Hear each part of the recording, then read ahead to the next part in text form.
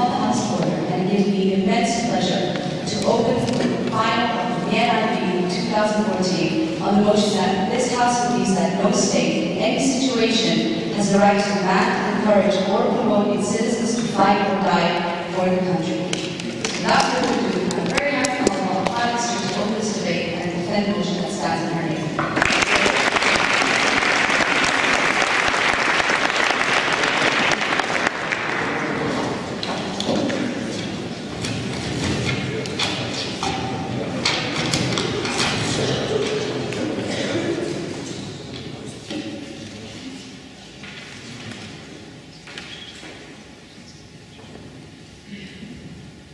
Ladies and gentlemen, it is my great pleasure to speak here because what I'm standing here for you to tell you is to tell you that we can change this world, and the way that nation states, the way that our states oblige us to fight for them, to die for them, creates the tensions in this world that we don't want to see. We think that those states, that no state ever should have a right to pressurize in any way its citizens. In this pressure we understand demanding, encouraging, or promoting its citizens to participate in fighting or dying for the country. We think that they don't have a right to do that because it creates negative impact for the citizens of those states and for the citizens of the entire world, preventing them to be a part of the global community of humans rather than members of a particular nation. So what our case today will be about will be, I'll first tell you how demanding citizens to participate in fighting and killing creates bad impacts for them, how this basically makes their lives much worse through participating in those military structures. And then I'll go on to talk about this bigger case of how promoting and encouraging the whole idea of a social construct of having an allegiance to a particular state creates tensions for the whole global community, and how we think that it's really negative, and how because of that we don't have a right. Is it clarification or not that? Okay, so we would like to say at the very beginning that we understand that this motion might not be applicable to a full reality, in a sense that it would be impossible to prevent all of the conflicts that are happening right now. Like, we do acknowledge that, but we nevertheless think that this motion is about the principles of why a right that states currently have to make us all, to pressurize us all, and by pressurize I mean all of those three methods that we're talking about, are negative on us, and how we think that because of this, they don't have the right. So first of all, let's talk about demand.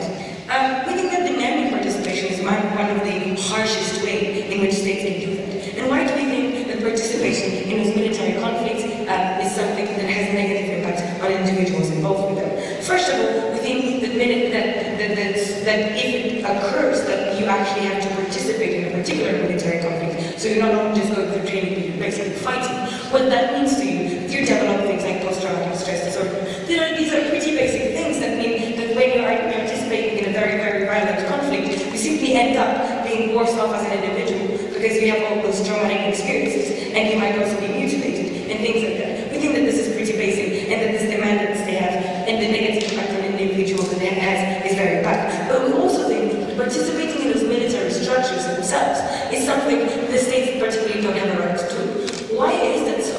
We think that participation in military structures that are under the status quo, highly authoritative, they demand a degree of compliance that we do not believe a state should exert from its citizens. We think that on the longer run, people who are undergoing military training are people who are used to believe in the fact that there is a certain authority that they need to follow. We think that the principle of compliance is something that we find very, very problematic. And we think that the right of the state, which wants to legitimize itself as a state that is representing its people, as long as it exerts pressure on its citizens, demands its citizens to not think according to what they want to think, but follow certain instruction, means that this is sort of like a spillover effect to other areas of their lives, in which they also apply the very same principles that they've learned in the military to their everyday life. And this defies the principle of a state that is representing equally all of its individuals.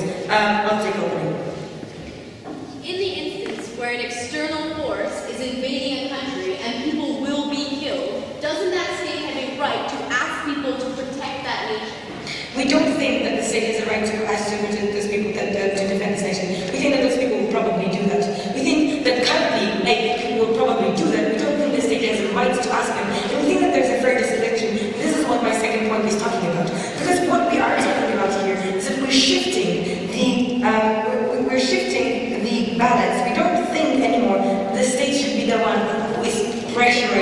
to us into participating in this military conflict. We think that people basically have this idea that they want to defend their lives. They also live within communities. Now we think that those communities are not always along the borderlines of states. We think that those communities are often either smaller, they're also very often trespassing the borders of the states.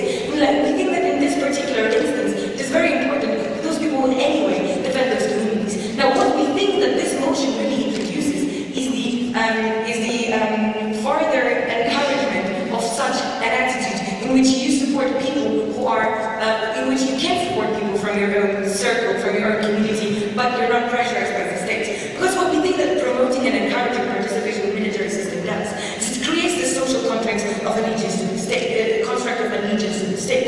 It means that allegiance to a military implies the existence of specific state structures, like state administration that is running these military systems. And like why we think that this is problematic?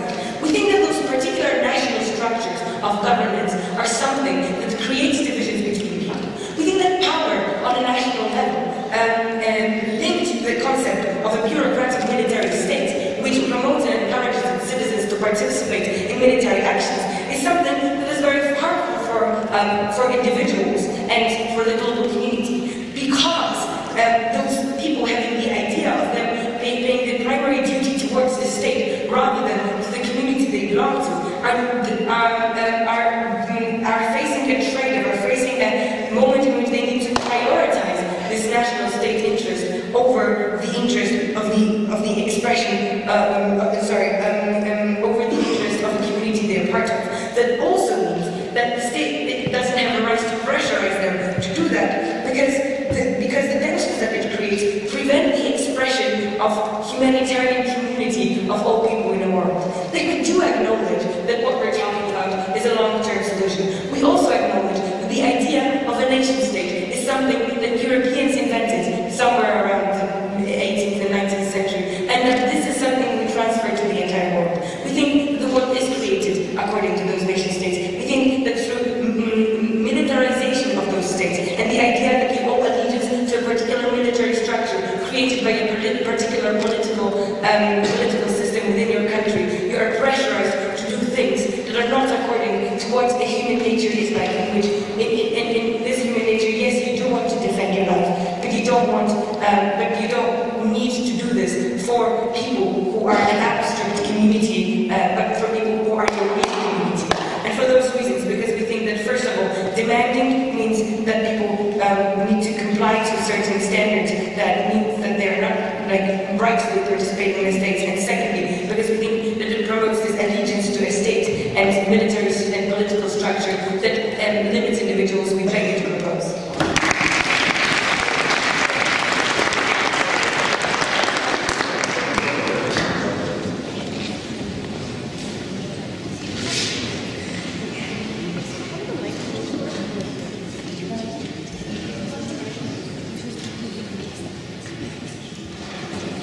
I'd like to remind all speakers to bring all their KY, please use the microphones that are in front of you so that everyone can hear the KYs that they're offering. And without further ado, I would like to thank Professor very much for the speech, and I'm very happy to welcome the new opposition to this debating opposition.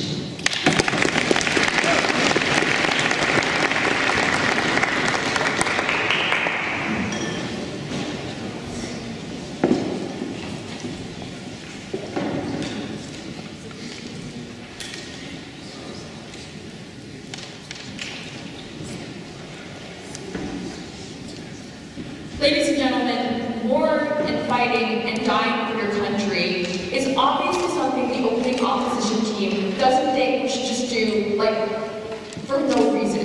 What we're saying is we wouldn't obviously just bomb people and ask people to die for silly reasons. What we're saying is in just a slim amount of circumstances, this would be a good idea, and it's good for nations who generally have armies, who have monopolies on violence over that of their citizens. So what you're comparing in this debate, it's not a world where there's no war or violence on their side, and just lots of wars on our side. On their side, it's individuals who then be left to defend themselves, and not the state. That is the actual comparison we're making in this debate, and why we think we're going to come out ahead on that. So I'm going to talk about a few things. First of all, the particular circumstances that I believe that this would apply to, why die for them. We think like on two levels. We think first of all, nations actually facilitate the existence of life itself in a meaningful way. Secondly, for democratic reasons, we think the states have this should have this right to do so. And my second argument is going to be that in their world, like violence is worse externally, so between like I guess societies, and then internally, so within a nation, we think we'll see more violence, and we think that is bad. So first, 3 points of rebuttal. He says this hurts individuals when we ask people to go join armies or to die or do other things that they otherwise wouldn't like them to do. Unfortunately, I think they have to think pragmatically and recognize that people can't just always do what they want. There's greater things that we need to weigh and balance, and that we do this all the time. But sometimes we ask people, for example, for civil servants to not make large amounts of money, which for people to like go to school when they don't want to, or to like join other organizations because it would benefit society as a whole. And governments need to make decisions that not only benefit just like individuals, but benefit just everyone else. Because if we don't do this, what happens is people make decisions that advance their own interests, and what you have are collective action problems. And they have a right to protect the good of society because they recognize that individual interests are sometimes not the interests of the whole. And so we ask people to make sacrifices if it's for a greater good, which I'll explain. This is a greater good because it's the defense of nations who provide the ability to live your life.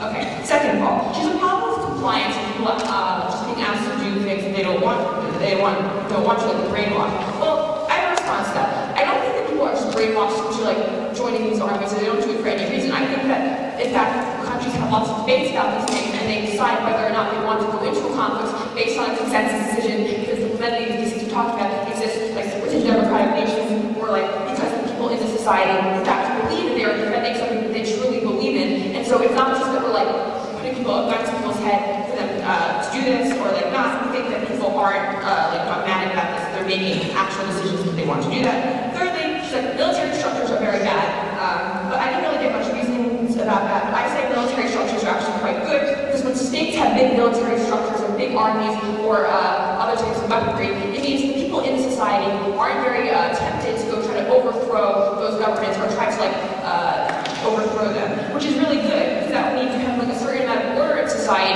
that allows you to say like walk on the street without worrying that your neighbor is going to want to like overthrow the government. So we have really big armies.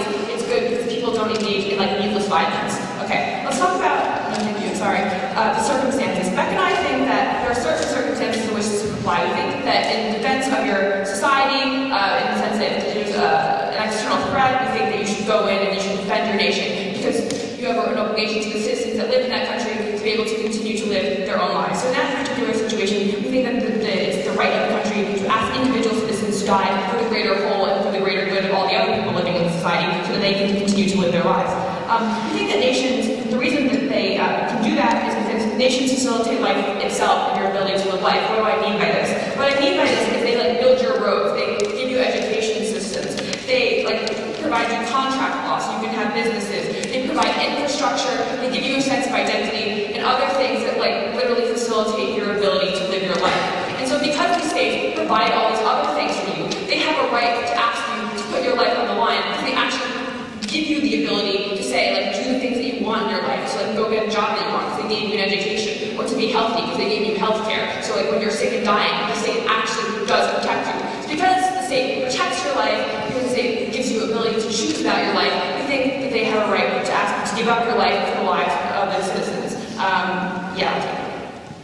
We repay the states with taxes for all that reasons you mentioned. What is the higher moral responsibility for us as individuals that we owe our lives to the state? No, like taxes aren't like that's not a sufficient response. Just because you pay the amount of money doesn't suffice for the amount of work that that nation is doing into giving you those things. Like the fact that money is necessary to build a hospital isn't just enough to say we wouldn't ask you to like spend your life. Because what we're dealing with in this debate is literally if another nation or another group is trying to attack the country, their world, there's no army, there's no one who's going to defend those people. People in your nation will die and they will be threatened, and you're going to not have peace or order in your own country. So that's what you have to weigh at the end of the day. So we think for those reasons they have this right. Moreover, we think democratically they have a right because people have a right to choose the things they want to die for. We think in many instances we rely on democracies to advance the interests of majorities, and in the sense that it is a majority issue, that people like may choose to die for a certain value they hold, we think that in that sense there is a right to protect things people itself want to protect. So if people want to protect a certain ideal, we think that these countries have a right or have an obligation in the sense to listen to the democratic will of those individuals, because the democratic societies provide a lot of good for people in those societies, like giving them things that they generally think are preferable. Okay, so that's why we think they have a right to do this, because of the things that the nations facilitate. But moreover, we think on their side, violence is going to be way worse. We think violence is going to be way worse because because we think that individuals will be attacking each other sort of willy-nilly. You don't have the structure of the army, which is preferable, because armies are organized, they make strategic decisions, but individuals make really biased decisions about who to kill, who not to kill. They might not you're out of order, way out of order. They may not be strategic about it, and that may lead to more civilian casualties. Because when an individual is making that choice, they're not thinking about, oh, I'm killing a civilian, whereas the army is taking into account all those other things. So we think an army is preferable to individual actors just making these decisions. We think also, internally, we get better results because you have an army, you have structures that are preventing individuals from doing vigilante justice or other things. So they know the state is above them, and they're not going to want to try to overthrow the state to get more order in a better society. So for all these reasons, we think people should defend their countries.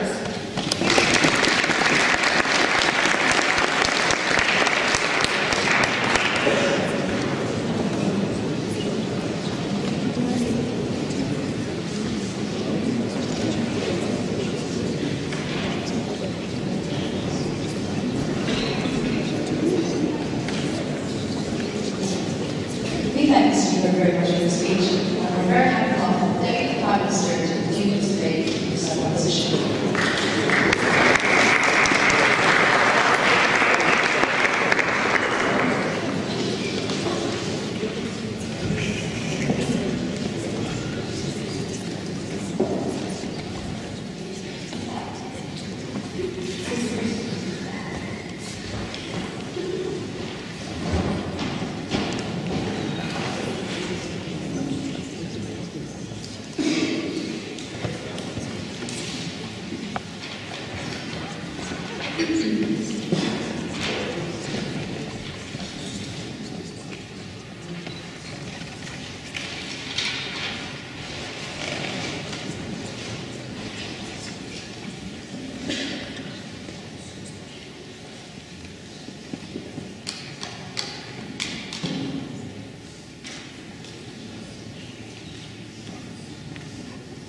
Mr. Speaker, on such proposition, we stand for a world where reality is not an absolute, where everything we live in is a construct, basically, and where we think that there are very many constructs that are bad. And I know that I love talking about constructs in debates, and fortunately, I have been happy and successful enough to talk about constructs for all the other rounds we had, because I've been put into positions where I could argue against them. So here, I'm very glad to be talking about them again, because I think they are very powerful.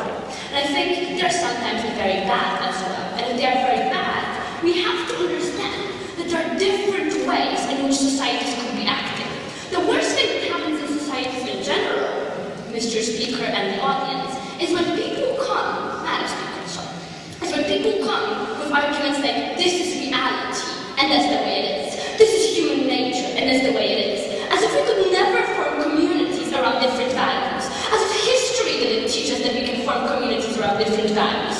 As if anthropology didn't teach us that there are ways in which we can form each other to be more cooperative, to not have macro systems depending on what the setting on is, to not have massive political systems. This is just a bubble that we are all living in and that we are all creating and we're adding to it. We on proposition want to finish with this bubble. We're not saying it will be super easy and great in the short term, but we're saying in the long term, this will kick the ass of how we live in this world. This is what we're saying. So basically, I will have two main arguments for you. I will talk about the psychological effect that this has on the community narrative. So I will extend from what Karina said, and I will give you the impact of why creating these different realities is possible, and what are the spillover effects of this for the states. Because we are talking about war, but we're also talking about war as this construct and all the effects that we, living in military structure within the realist framework of international relations, are creating for our citizens in general. We find it massively problematic, so I've shown you our vision very clearly. I also tell you what groups this is affecting and why this helps women, because I love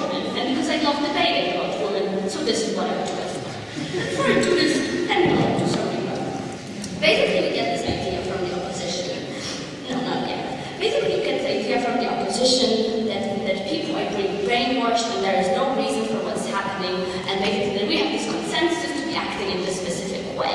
And we are saying that the structures that they are talking about are the very problematic structures. And at the point where they come to us and say that's the way it is, and they don't give us any analysis of why it is so, and why it is a good way to be, they create a false dichotomy. It has to be that, or everybody will kill each other. Like, obviously, under their case, if we don't have a state, if we don't have an army, everybody will go out with their gun and start killing each other. If you don't have an army that will keep people at bay, very secure, which is a very US-centric argument anyways, basically nothing will work under our model. And basically what we see is that from a micro level, that's what we're not getting yet in our society, but on a micro level, people are able to cooperate with each other. People are able to go against their own egoistic interests. People are able not to kill another person, and basically people are able to have those cooperative issues, and we only see this on a micro level in our societies because it's the only way we allow it to be seen. And this is the construct we as Prop are noticing, and I really would like you to notice this as well, because we think it's very, very problematic. Basically then they tell us that this idea that we have a duty to the state, basically because the state provides us with things like infrastructure. I mean, yeah, firstly we pay this money to the state, but also another thing, at the point where you come to us and you say the nation does the work, I'm asking you, who is the nation? The nation are the people who want to work for the benefit of the community, and they don't have to be put in a top-down structure because you are buying into the only way of building society as a top-down structure. I am telling you that it's very possible for people, for the nation to work for the betterment of other people through acting from bottom up, and you don't need those structures, and we see this already happening in the world of a micro level with examples such as community gardening in places. I know it's not a such a violent example, but those are things that are happening. This is not the only thing. We see things that are going on where people cooperate together without those bottom-up structures. Okay, go. So a top-down structure is still better than no structure at all. You still can deal with that, but there are threats. Yes, great. This is a false dichotomy because you tell me that there is either no structure or there is a top-down structure. I'm telling you that in the long term we can have a bottom-up structure. And yes, responding to your point of, yes, in reality we now have some conflicts. I think Carolina already responded to this. In the context we're already having, basically we still tell states not to advertise or encourage, but we think that people, because they buy into the construct already, will continue doing this. So unfortunately we have to have those conflicts continuing. We are not happy about this, but they will continue to do it on their own, because then we say if we have this massive problem with defense, we have intelligence structures that are much more important than troops on the ground nowadays anyways, and this is the way we're dealing with this. Okay, so on the psychological point, why is this very important? And this is directly from what Carolina was saying. We are standing for this idea of cosmopolitanism, so this idea of a majority group and people identifying with communities, not with nations. It's on a principle and practical level. Because this film was created without a right before, because it causes so much harm, we just don't want to be buying into it anymore, because we feel that a much better basis for the organization of society is a community structure. And we think that this community structure will cause us to have less conflicts, because people will understand their rights and duties in a different way. So in the new world we are creating, basically those conflicts just do not exist to this extent in the long term. And basically people are cooperating, integrating within themselves because they feel that they are responsible for their actions, and not that the state is providing them with structures of responsibility. So why is this very problematic to this group of women and to how we have those visions of society? Because the construct operating here is also this construct of massive aggression, of massive violence, which is very linked to masculinity in our society. And we think that the military is very much conflated with this construct. And we think this is massively problematic, because the division which we are sent in the military for only men going into the military mostly is this idea that firstly this aggression and violence are linked with men, and that they must exist because men are at the basic power structures of our societies. Basically, firstly what we want to achieve is we don't want to associate those massively problematic ideas of aggression with masculinity anymore, and we just don't want to have them in general, because we think that many of those ideas of aggression and violence stem from the masculinity in the first place, which we as our society have brought to this very powerful construct. So because of what we tell you on Prop, is that we think in the long term here, and that we do acknowledge that in the short term conflicts happen, that we have other ways of dealing with it, but we are not perpetrating a construct that is massively problematic. This is what this debate comes down to. I beg you.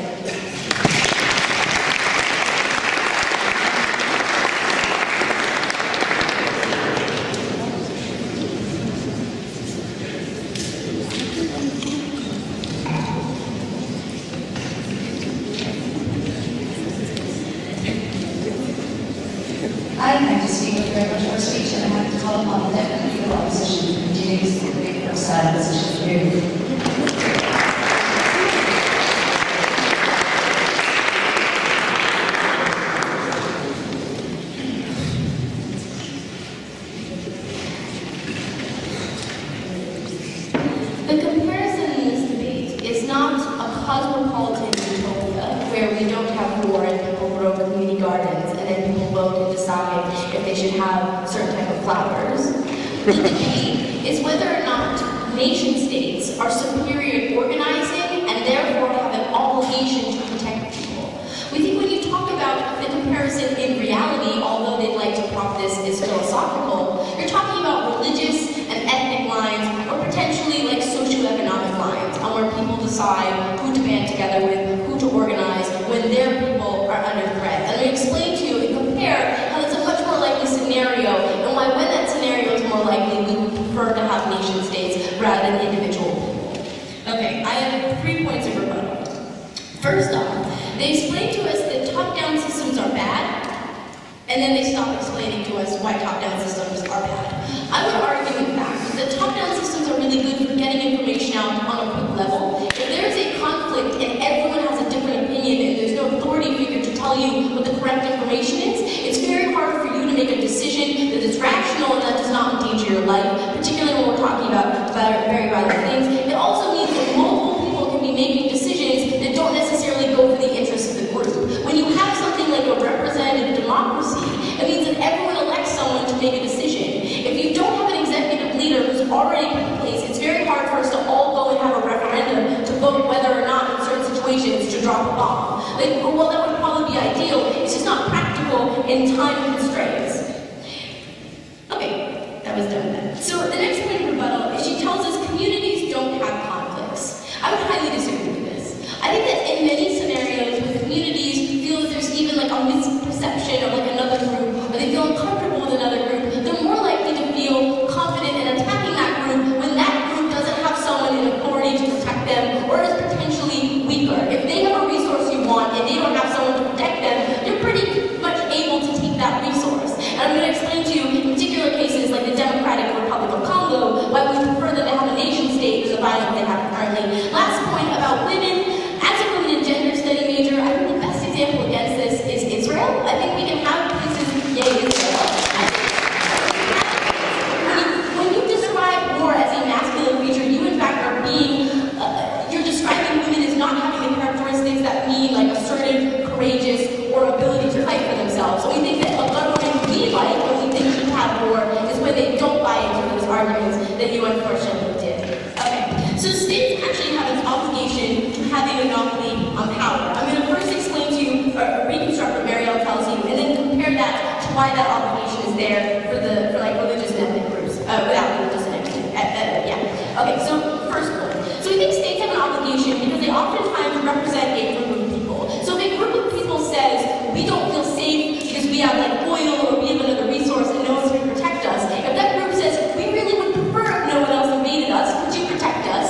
It's an obligation of that state to say, let's get everyone together in one group, let's train everyone, let's get weapons that can protect us. Now the second point is it's really hard. Like, let's say we do get what they want, or individuals and communities in my little town of Wilder, Vermont decide that they're going to fight against like Dartmouth or Hanover, New Hampshire. Like the problem is, that doesn't make people feel very safe.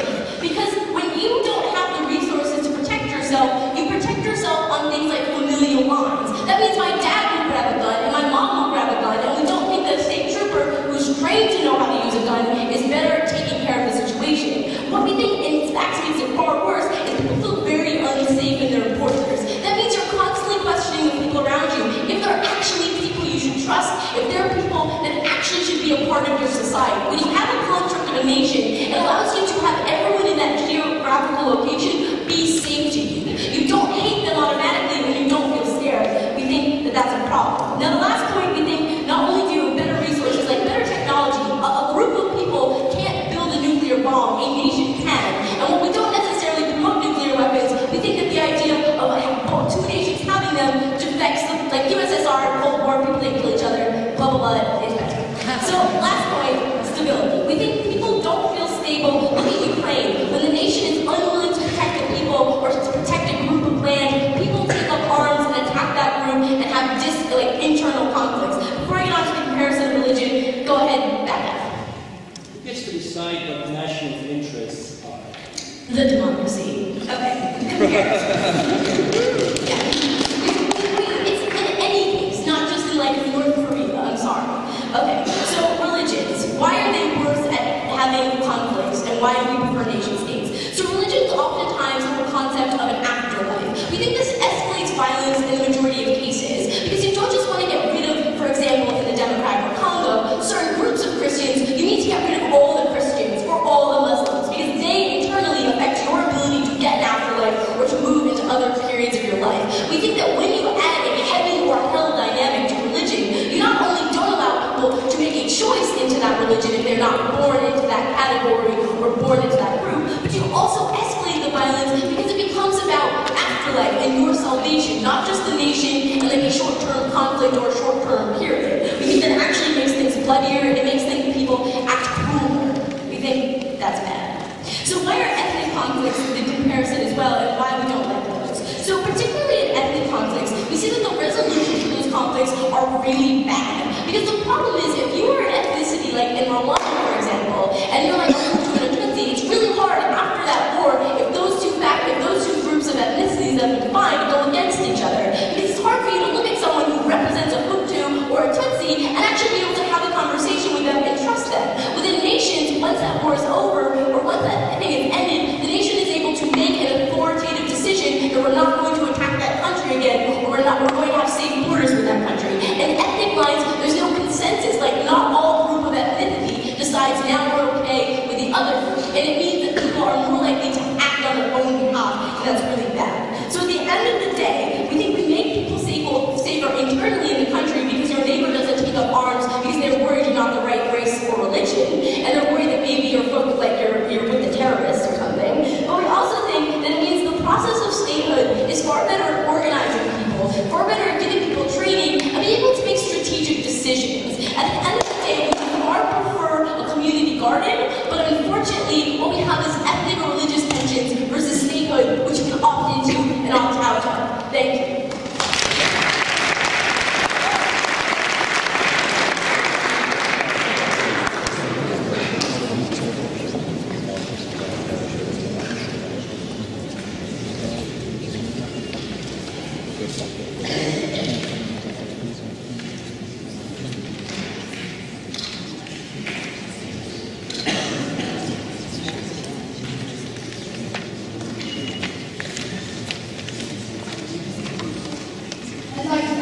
Very much for the speech and call upon every government to open the second half of the speech.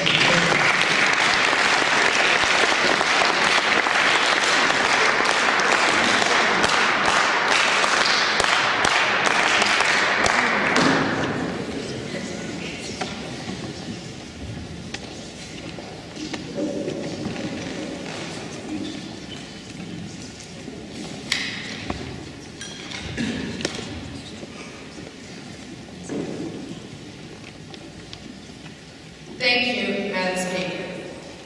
Firstly, I have a lot of questions on what actually happened in this debate so far, because it wasn't really clear what we were debating about. And I would like to bring in some reality and reasoning in the nature of the motion that was given to us. Now, firstly, this debate should be about internal politics of one country, like internal associations and connections and moral obligations that we feel to one another, about the identity, whether do we feel as a group or not. There are three questions here that are really important in this debate, and that is, what do we get from a state, what do we have to give to the state, and who is the one who should measure all these things being provided. Now, our answers to that, at least to the last question, is the individual moral compass, and I will explain to you that further in my speech. Now, before I continue to the rebuttal, I would like just to say that this debate is not about whether we should have an army or not. This debate is about whether should I choose to be the part of my nation's army, or should my choices be skewed by propaganda, by propagating, or by making me do this. Now, let's go to the rebuttal. First point of rebuttal is about the first opposition saying that we do have a moral duty towards the state because it provides us with some facilities that provide us living, and because the states are democratic and they are giving us what we want, actually what we hope for. But actually this is not true. Why? Because in nowadays societies, elites are the ones that are deciding for us what we want to do. Why? Because political parties need money, political parties need influence. They're usually from more richer backgrounds, and basically they're more connected or prone to fight for the things that their caste needs. And basically there are a lot of interests that are not only political and the free will of people, but business that is necessary for any state to provide people with jobs and things like that. And politicians are inclined to give them more and thus not really giving back to the people. So it's not really that simple. We vote, they give us what we want. In many states, the individual needs to evaluate whether he got what he deserved or what he asked for. Now, the second part of the rebuttal, no thank you, is about the war. And this is the scary word that was thrown around through the debate by saying, if we don't go to the army, if the state doesn't make us go to the army, we will have an all-over war in the state, outside the state, and stuff like that. Now, what do we say about this? First answer to that is that internal attacks is something the police can solve, and this is not a question of army. The second answer to this is, even if this happens, is that we want a state that is basing its compliance of citizens over the state on values, not on scare, on fear, or making them do something. Now, let's go to the last part of my rebuttal, and this is about people not feeling safe, and that they will feel safer if they're all in the army, and that we have a big army, and things like that. Now, this is a bit of a brainwash, and we don't really believe that this is an essential part of the debate, as I have shown you throughout my speech, because people feeling safe is a part of the debate of whether should we have or not have army. So I don't think that this is an important instance in this debate. This debate is a moral debate. It's whether a state have a moral high ground to ask from us to give our life for her, for the entire state that's committed of other citizens. No, thank you. Now, let's go to my constructor. First of all, the most important thing here is obligatory. Why? Because if a state views its citizens as someone who obligatory has to die for the interest of the entire state, and includes the analysis I gave you that it's not always that clear for whose interests are we fighting in the state, then the state views these people as resources. They don't have as much checks and balances on their decision, on the wars they are picking and choosing, because they are presenting themselves as a leader that knows more than their citizens, and because these people don't really have a true say in whether we will attack or not attack some country. These elites are actually constructing our interests. How? Because they tell us it's a danger. Because they tell us we have to go in war with Iraq or we will be attacked. This leaves a lot of room for manipulation. That is the point. It leaves a lot of room for manipulation, and we believe it is better for an individual to decide whether to do this. What will this create if the individual is the one deciding? This will create politicians who are trying harder to make their citizens happy with the nation, to make their citizens happy with the way they're providing nation with a national identity and feeling as a group and feeling cohesive. This is really important because states usually undermine some minorities and usually undermine some classes. So we believe that this would make them try harder to be viewed as state that gave back to its citizens. Second. Why are individuals better than governments at deciding how to take group actions with the most amount of intelligence possible? They're not supposed to lead an army, they're just supposed to decide whether they want to die for the country or they believe it's a great job. Basically, what do we have to take into consideration here as well? The second part of this is that they're asking for us to die for an idea. And this idea is nation. They're asking us to die for a group, for an abstract group that they make us believe that is the group that we belong to. Now, this is important because it provides us with an element of irrationality. Why? Because if you're obligatory to die for this group, this means that idea is something most important that you have in the society. Why? Because your life is the only thing you can give for this. You cannot commit a suicide, you cannot kill anyone else, but for this idea you have to die if your country calls you to die for it. So basically it puts it on a moral high ground that this is the biggest idea of all and the biggest part of our identity. This is providing it with irrationality. And why is this important? Because it polarizes societies. Because if you don't want to be society, then you are the state enemy. If you don't agree with some board, then you are a state enemy. Then you don't want to be part of this society.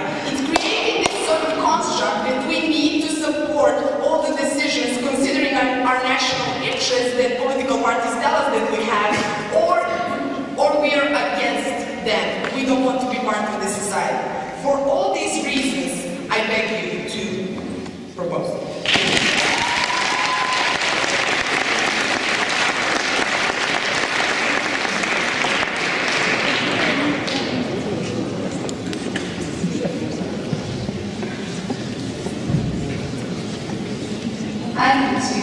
A speech, and I have to call upon the member of opposition to continue this debate with silence.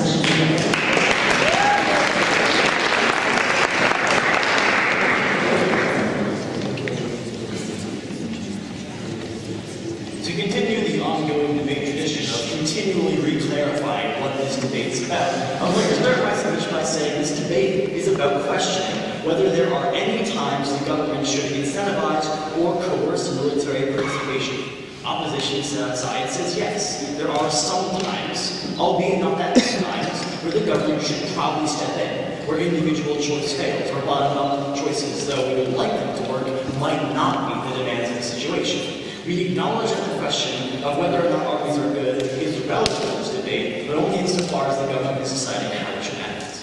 That's where my section is going to be, where I'm noticing that governments are bound to act in a utilitarian way. I'm going to explain why they are, and then I'm going to explain how sometimes incentivizing or coercing military participation is the right way to go. Before I get that, though, I want to talk about what's very other side government. So the first thing we hear coming primarily out of the government is this idea that top-down systems are inherently coercive, and this cuts people off from the world and cuts people off from their communities. Opposition side would love a tutti-frutti paradise where bottom systems always work, but we have to engage in the reality of that sometimes it does. There are many incentives against military service. That means an individual would be likely not to choose it. Some of them were outlined by the government when they said that some people might not want to kill out another human being, or some people might face PTSD, or some people do not want to be part of the military organizations for other moral reasons. And we think that these are many reasons in which individuals would choose against military participation. But we often have to recognize that pragmatics at times, where governments are forced into action, sometimes militarily, not by their choice. When a country is invaded, their citizens face death if the government doesn't mobilize an army. And sometimes, not enough people volunteer. Quite frankly, this is something that happens. And when it does, we would be quite happy to say the government should probably implement the draft. The government should probably get people to join the military. Because although some people will be sad that they're in the army and they really didn't want to, we think that that's outweighed by large numbers of peoples whose lives are being saved. Because conquering armies are not kicking down the doors and shooting people to obtain the lands. We would point out the example of when Israel was invaded by Egypt, Lebanon, Syria, and Jordan at the same time. We're glad that Israel established a draft, because the alternative is probably a lot of death. The alternative is a lot of people dying. And we're not willing to weigh some people's choice of not wanting to join the army over actual people dying. That's what opposition stands for. Coming out of second area, we have the idea that only the individual has the right to decide whether or not they want to fight, whether or not they want to die. We would say, first off, sometimes individual choices don't serve the majority, like the one I just outlined, where individual choices against joining the military cause significant harm to the majority of other people, the majority of people who are dying when they're being invaded. Or individual choices do not help other people in society. If people are biased against certain ethnic groups or certain religious groups because of the way they were brought up or because of anything in their lived experience that preferences them against another group of people, their individual choice might hold necessary harms for other people in society, something the government can check for. But also we would point out that individuals are biased towards self-preservation. People are likely to act solely in their own defense, and we would not support an individual willing to put 10 people in front of themselves to save their lives. We don't think an individual can make the choice of letting other people sacrifice themselves so that they can live in this falsely safe world. We don't think people have the right to sacrifice other people, and that's what you're doing when you don't enter military service when you're being invaded. That's the situation in which the government should probably step in. Okay, positive matter, why is the government bound to be utilitarian? Is first of all, governments are uniquely bound to the majority in a way that the individual can never be. They are bound to work towards the greater good in ways that bypass individual moralities. The example I always like to use of this is alcohol laws. Some people believe alcohol age being 18 or 21 is ridiculous. It should be lower. My Irish family thinks that we should aggressively promote alcoholism in our youth. That's their morality. Some people think no one should drink ever. Some people think you should only be able to drink in communion. What I'm getting at is there are a plurality of individual moralities that shape how individuals do the world. But when the government makes a decision, say, on alcohol laws, they acknowledge that on some level they have to bypass the way some people do the world to try and make a policy that serves as many people as best they can. I'll take you in a bit after I finish this analysis. So, in the case of the military draft, we think, yeah, there are individual moralities that may cause people not to want to join the draft. But we think that in cases when it serves the majority, we think the government has a unique right to bypass that, and in fact concedes that it must bypass that by making any law ever. When a government makes any policy, it concedes that some people disagree, but acknowledges that the benefits gained from this policy outweigh some people being exempt. When the majority is served by being able to fight off someone who's invading you, we think that it's totally fine to bypass individuals who would not like to be in the military. Yes? Okay. Why does the state have a right to continuously create identity for their citizens that creates divisions between them and other nations, and those interventions that we talk about are only contingent on those divisions being created in the first place by this state and militarizing these citizens? At the point where we think this argument is principally consistent with a nation state as well as just a state, we think that the government's role in identity is less important than the government's role in preventing people who live in the area from being killed. We think that that's probably more important because you can't have an identity if you're dead, if you're killed by a cop. But why should the government's preference security so highly, aside from that people would die less if they were more secure? We think that people believe that when governments don't provide for their security, that changes the way they interact with government interruptions.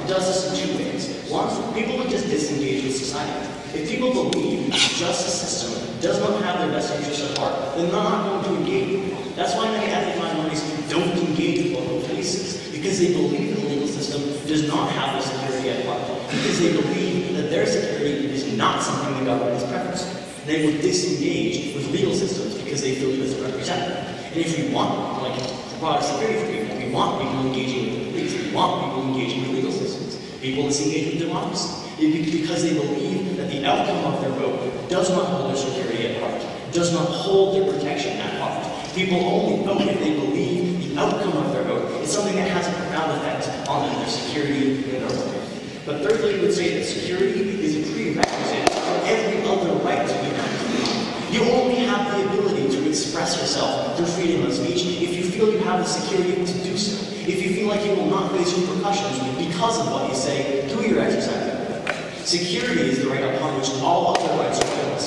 That's why you should support opposition. That's why you should recognize that there are sometimes individuals who don't fit their way. Thank you.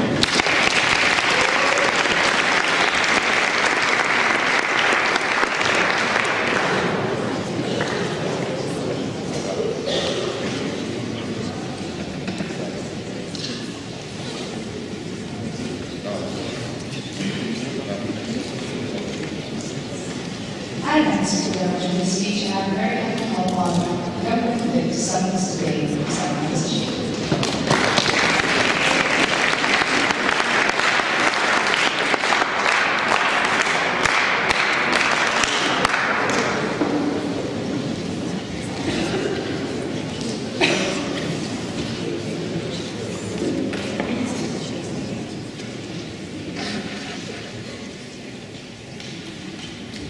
Thank you.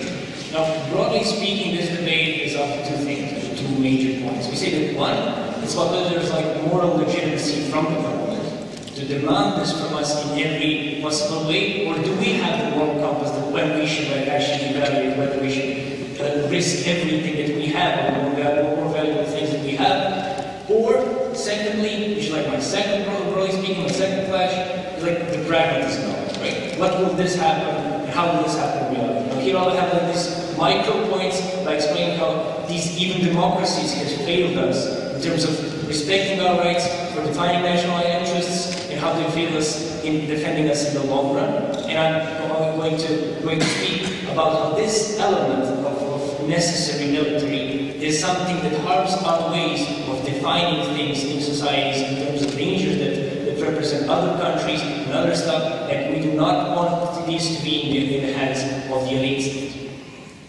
Before that, second very, very important point. The entire extension of the closing opposition is based on the fact that people are selfish, on the opinion that we will not have enough people, that will have this sort of collective action problem. There's like an upcoming enemy. But first thing we say that these are not all wars, that's like rarely the fact that we have a situation in which we have like an all-out war. But even if that situation occurs, we say that because it is so rare, people stand united, but it is very, very difficult.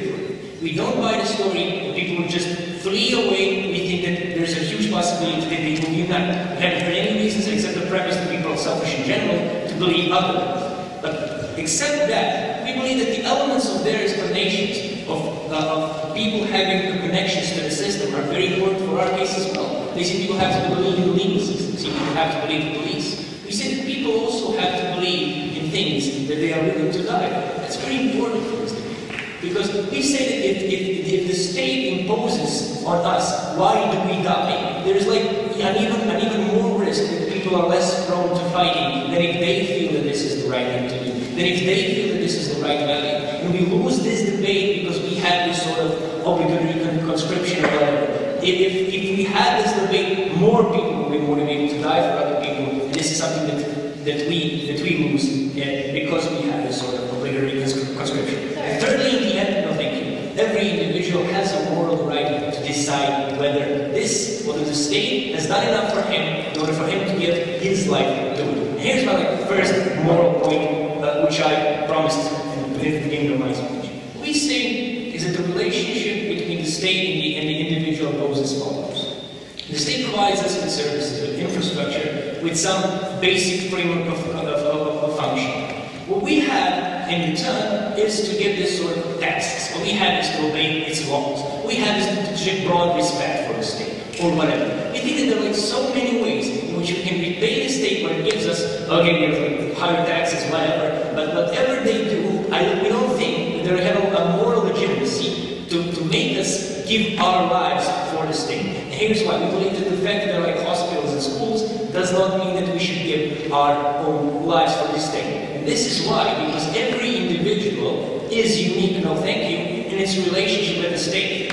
And every individual is the only person who can like have this proper metric of whether the state has done enough for him in order for him to risk his life, which is like the most important thing that he has for the state. We don't believe that this on a collective basis morally can be defended otherwise. We think that this cannot be decided or evaluated from the positions of the government, and we think that it is morally abhorrent to generalize things and to say that the state has done so much for everyone that everyone should risk their lives for the same state.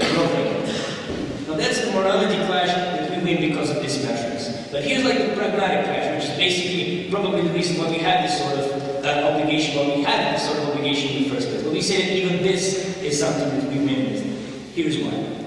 We say that, in terms of dictatorships, of course, that we have this problematic fact. But we are going to defend in democracies that the government and the politicians have our democracy and our debate skewed in terms of how do we go to war and why do we go to war. We have examples such as Afghanistan and Iraq. We have Iraq where we have like blatant lies about whether and how much Iraq has to which extent they have like weapons of mass destruction. And we have this sort of an immense power on the government to decide for us whether something is a threat or not. We think that that's highly problematic for the reasons that they're influenced by other actors. We see many lobbies, we see many businesses, we see like the military-industrial complex, for example, in the United States. We see in other countries many other actors who have skewed this process for us. And we believe that this process has to be enlightened again. This process has to exist all over again. This is something that we lose, which is very, very harmful. Now, before I continue with this analysis, I'm closing. Sometimes the country is invaded and not enough people volunteer. If this isn't the instance where you can implement the draft, what do you do? Okay, firstly, I want to explain on moral and pragmatic reasons why this probably won't happen, and why, if it is morally wrong to do so. And I want to continue with my analysis on the politicians. The deal is that our discourse is key because we have all these other subjects, and we don't have like proper debates. But more important, we have politicians in a position where it can like manage human lives to that extent they can make us go out there and die. We believe that that position is a position of disproportional powers towards the citizens. The mere fact that he doesn't have to explain, the mere fact that George Bush or other presidents or politicians everywhere don't have to explain to us why are we going to war, makes our policies moral, makes our societies worse, and makes, in the long run, our security even threatened because we have these sort of particular interests and not general interests in mind when we hate these decisions. And necessarily, the point of polarization, which we also had in our extension, is very important because what they do is they create this false dichotomy. Either you will die for your country or you're a traitor because we are at war. In a position where we don't have obligatory or mandatory military service, this disappears. And therefore we do get debate about whether Iraq is really a threat or is simply someone else's project or something that is in particular and not general interests. Now we believe these things from the pragmatic standpoint are huge benefits on our side. Because it is morally important, and because in terms of policy, in terms of pragmatism, it will benefit us in the long run, we believe that no state should have mandatory military conscription. Thank you.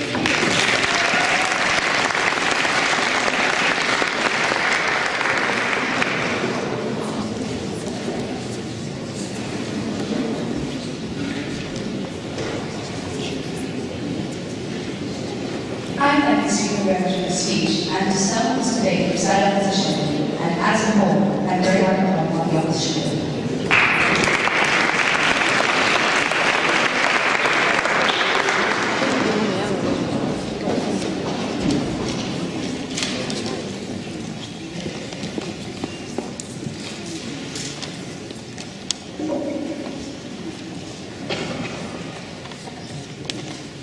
Madam Speaker, ladies and gentlemen, Government Bench tells us that we're asking people to die for an idea. What we take on opposition is that what we believe is that the right of the government exists to use an effective populace, more effective than any individual ever could, to ask people to die for tangible benefits. The benefit not only that individual of protecting their own safety within that nation, but also to protect the nation as a whole and the success of that nation in the future for other people to live happier, more meaningful lives because they'll be safe, because they'll be protected in the national interest. And this is especially important, and I'm going to look at this in two areas of clash today.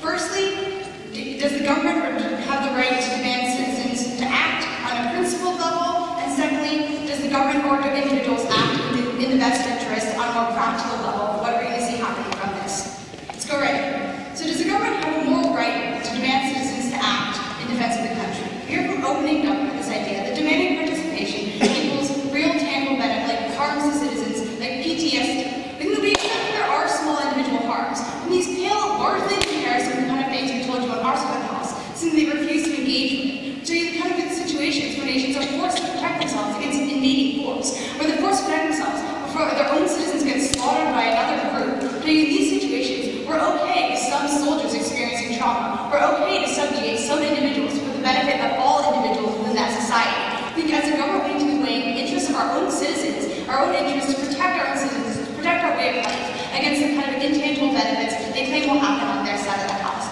So the governments need to act in a utilitarian manner to protect the most amount of people as possible. Jacob really explained this to you when he told you, like governments have to act in the best interest of as many people as possible. And we can't weigh each individual accurately as a government, we have to weigh it as a whole and get the most benefits. That's the kind of idea, because like social constructs for national allegiance are bad. Basically, nationalism isn't something that we should support. But as a bench, we've told you multiple reasons why we think we should support nationalism, national action over individual action. We've got this idea, like social constructs will exist in any situation. We need to preference ones that motivate good behavior. We need to preference ones that motivate good defense of the nation, good defense of your fellow citizens, even if you don't agree with them in religious manners, and ethnic manners, or in other kinds of like sex or gender manners. We need to preference social constructs that motivate actions to protect society as a whole, and make sure communities are secure.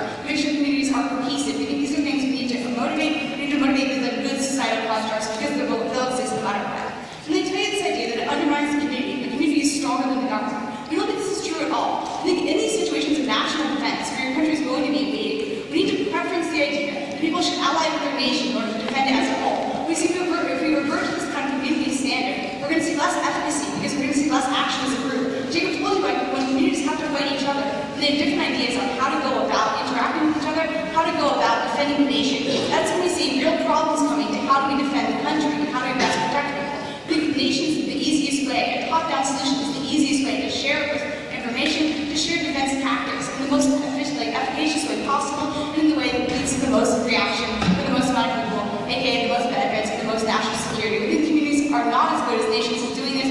We think national defense systems are the best way to do this. And we don't think we need to revert to communities. We think communities often at odds with each other for ethnic or religious reasons. We think these reasons are ones that lead to divisions, lead to less success overall. They hear this idea of closing. The government should oblige citizens, should use citizens as resources. What have we told you in response? We shouldn't be up to an individual to make this decision. We shouldn't leave it up to an individual to decide whether or not they want to join an army.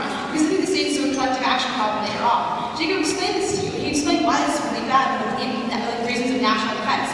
When one individual doesn't opt into this, we see less support for the group overall. We see a smaller group overall. What does this mean? It means when I, as an individual, don't see lots of people who I would join in with the group unless I to opt into it, because there's less people to fight with me. That means I'm more of a target. So we need to coerce lots of people into defending this. I think the nation is absolutely right in being able to coerce people to use them as resources in the army. And thank you. Because we have the most amount of people fighting. Because that's something we're going to get the most amount of volunteers fighting, is when they see a large group they can fight with, so they're less of a target. We think that we get the most amount of people volunteering to defend the nation. Even if they don't volunteer, we need to coerce them to have the most amount of defense possible. I think that principally this is within the government's rights. I'll take opening in a second. Within the government's rights to protect their citizens. Because we get government ultimately needs to look out for the protection of its own citizens, especially against invading forces that are directly threatening the lifestyle and the actual life of these people, prohibiting them from later on actualizing the kind of things they want to do, actualizing the kind of safety that allows them to live a meaningful life. Opening up. Okay, so the practical problems you are talking about and that you happen to pretend are also the biggest problem of this notion exist partly because of the reality being created like in our track, and are still solved within our model because people can continue to form themselves from bottom up and basically through the idea of protecting their country and their community. Okay, you see, we can't resort to bottom-up solutions. We see when we resort to bottom-up solutions, we put the onus on the individuals to defend themselves. I think we need to resort to national institutions, towards top-down institutions, because that's when I think we ensure the most amount of defense possible. I think when we resort to individuals, there's no way to rely upon an individual to protect their own safety. I think individuals are more likely to be selfish, protect themselves. I think a nation is something you can depend upon to protect your interests as an individual within that country, even if you're not part of the army. I think we need to resort not to individuals but to governments to act in all of our best interests. Alright, what's the second idea we can bring to you today? So how does the government, is the government or an individual best able to act in the interest of the country? What are the kind of practical things we're going to see coming out of this? Opening Gov tells you there's a right to individual choice. But why do you think this will lead to more violence overall, less efficacy overall? We tell you for two reasons. We tell you there's no right to individual choice when this threatens to undermine national security for lots of people. I think that when your individual choice threatens the ability of thousands of other people to continue living a life that's safe and secure in the country, I think at that point you don't have the individual choice, when the government has the right to subvert that individual choice because it's looking out for the majority of people, as governments are intended to do. We also tell you this individual choice often results in biases against religious or ethnic minorities, against other groups we don't agree with. But the individuals aren't likely to volunteer when they're not forced because there's more of a threat to each individual. So we see a collective action problem in that reason. That's why I think individual choice is valid in these scenarios. But as this idea, we're saying government tells us that people die for other people on moral levels. I wish this was true, but I can tell you I don't know if I would do this. Because I think as an individual, it's hard for me to weigh the life of one person compared to my own life. I think that's why we need to have governments, as Jacob brought you. Use the utilitarian calculus when weighing the amount of life we